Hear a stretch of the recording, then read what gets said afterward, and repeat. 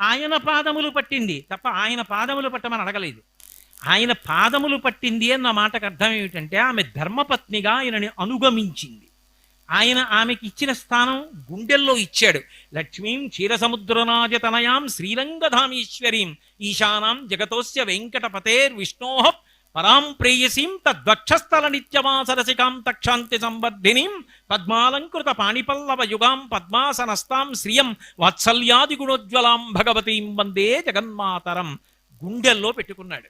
అంటే భర్తని అనుగమించిన భార్య ఎవరుంటుందో ఆమె ఆయన గుండెల్లోకి చేరుతుంది సుమా.